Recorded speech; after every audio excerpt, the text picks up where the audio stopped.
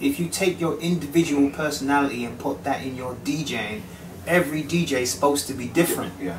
So you know they're copying, because we speak different, we think different. When you start copying somebody else, it just looks. It looks like I judged the DMC Today eliminations, real talk, and almost all the DJs I gave roughly the same mark because they were all so similar, and they're all individual from different parts of the world, and they were all similar, and they're supposed to have a whole different flavor because you're supposed to be where you're from. That is, oh man, that is a great point. Like, if you're from China and the DJ after you is from Germany, you guys should not sound the same. You shouldn't sound the same. You shouldn't be using the same music. No. Yeah. Everything about what you do should be unique. Yeah. It's like if I come in here now and I'm talking, yo, what's up? Yeah, blah blah.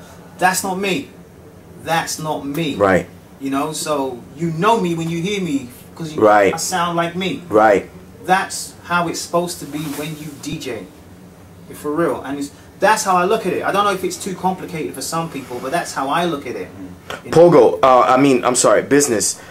Going on with what Pogo just said, what would you attribute to the fact that you can't really tell the difference from one DJ of one country to another? And that's not to knock any of the DJs that competed today, but I do see your point. And Bizinizz, what do you feel about that? Like, what would you attribute that to? I think a lot of DJs have sort of got themselves stuck in a rut because at a certain point, Qbert and DJs of Qbert's style were very popular.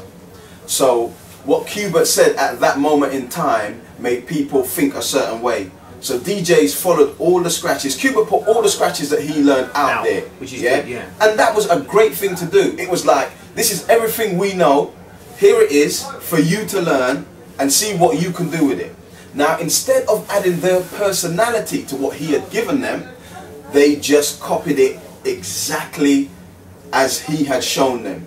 And so now we've got a formulated system where people have continued and perpetuated that system year after year after year. So now all the DJs do the same scratches the same way. They do the same juggles the same way. You know, so everything is just so similar now. So that is why when we see DJs now, they all look formulaic. They all do the same cuts. They all sound the same. If you closed your eyes and just open your ears, all the DJs would be the same. You wouldn't even know who from who. But it'll be slightly technically better or the other or whatever. Yeah. I mean, it's a bit like if you look at ballerinas, ballet.